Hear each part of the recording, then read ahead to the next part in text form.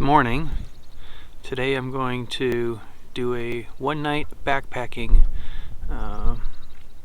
trip, 15-mile loop in the Mazatzal wilderness. I'm not sure I'm pronouncing that right. Maybe.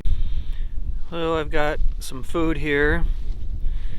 100 ounces of water, a way to filter water if necessary, or if I find some.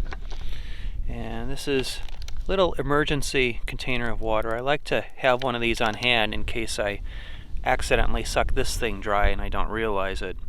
And I know that I have at least this much left. And I've got some various things in here. There's a little half-ounce shovel for digging a hole if I need to dig a hole, and some rope, and a little iPod Nano if I want to listen to a little music.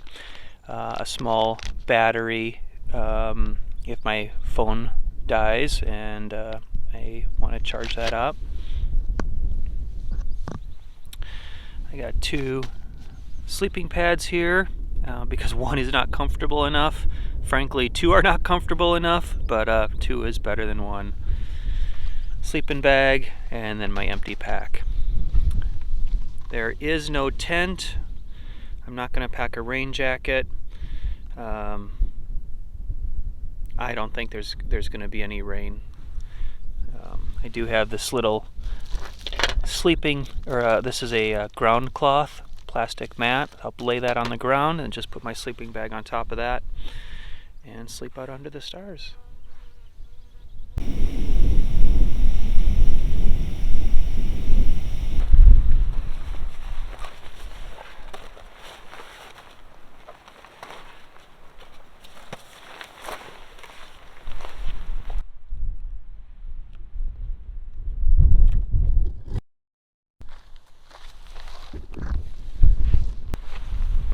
Starting the 15-mile loop hike right now. The trailhead is 100 feet behind me. Net elevation gain is about 2,500 feet, but with the ups and downs, total elevation gain is more than double that. So I imagine I'm going to be pretty tuckered out at the end of this thing tomorrow.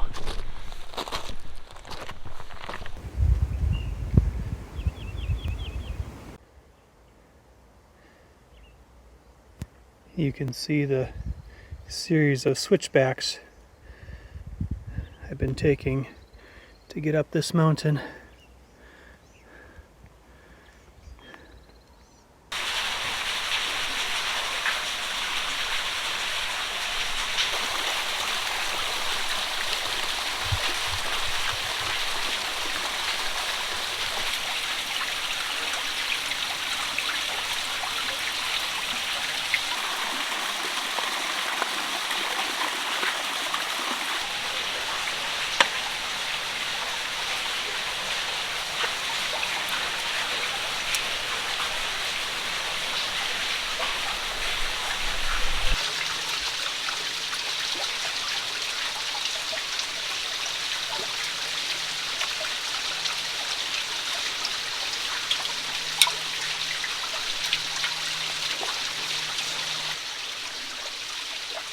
I still have quite a bit of water, but with a beautiful water source like this,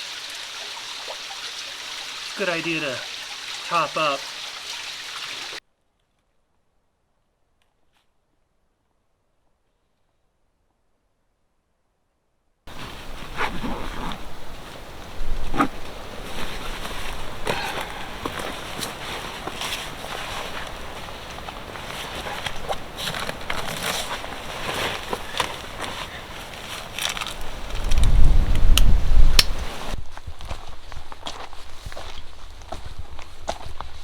One of the reasons I really like backpacking is because you have a lot of time to think. You're hiking for hours upon hours. And it gives you time to assess your life, assess your relationships, think about whether I'm being the best person I can be. Is there room for improvement.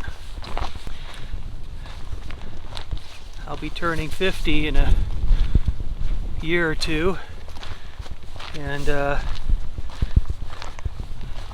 it's good to ask oneself, is this where I want to be at this stage of my life?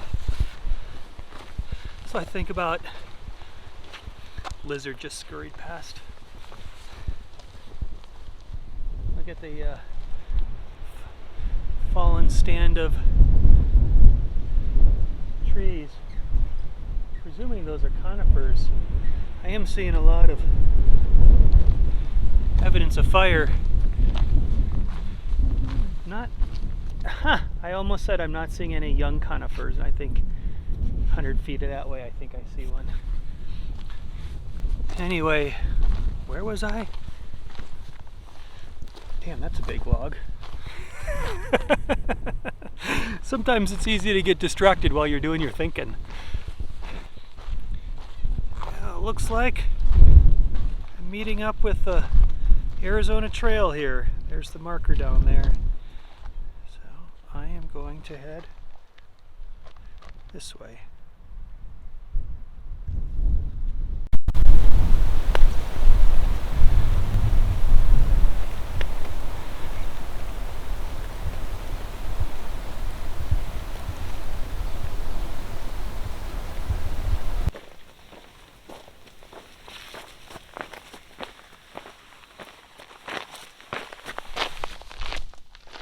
I've been following the Arizona Trail for the last few miles, but here is where I part ways with it.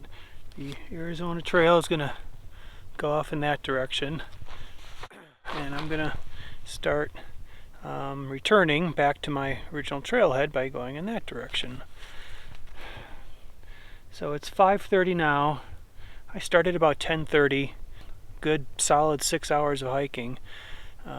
I think I'll hike for about a mile more. I think the trail descends about 1,000 feet now before it climbs again about 1,000 feet, and maybe right at that dip might be a good spot to spend the night. We'll see. There's something on the map called Wybar Basin.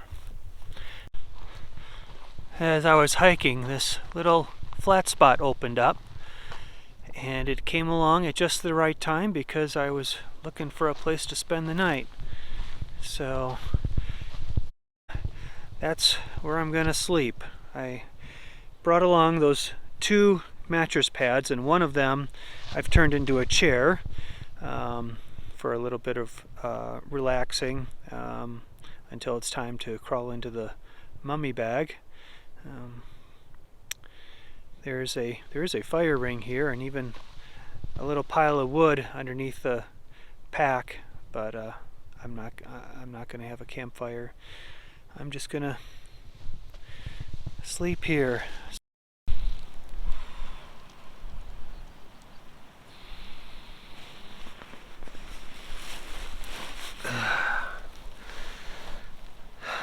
So it's about 6:30 in the morning.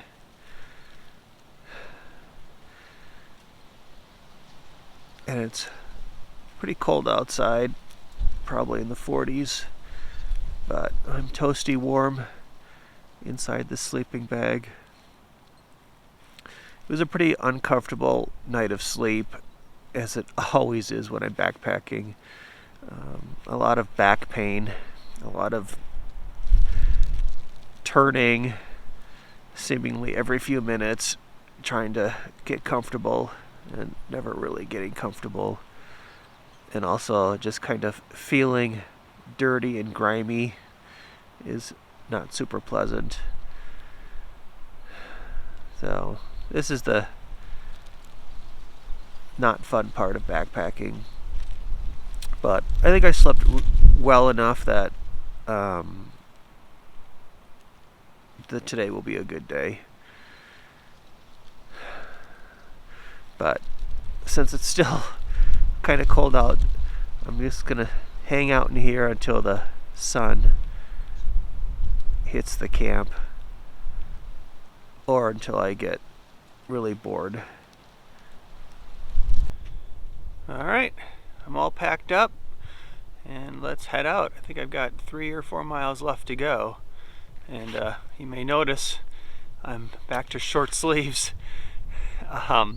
It's as soon as that sun came over the mountain, it warmed up real fast. So it's still a little chilly, like I'm kind of cold right now, but as soon as I get moving, I'm sure I'll be fine.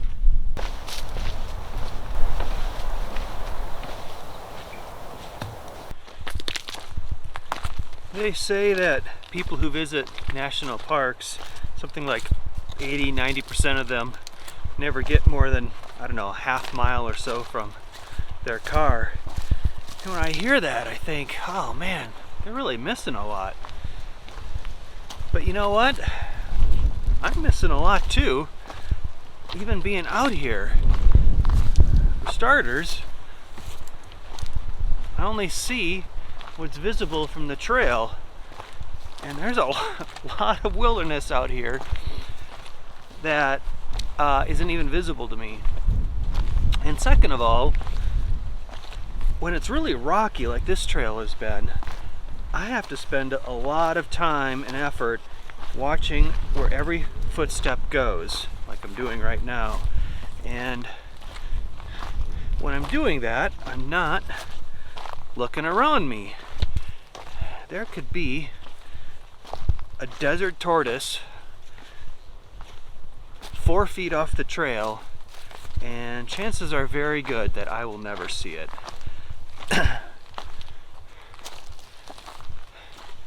But I'm still seeing more than when I'm staying at home sitting on my couch.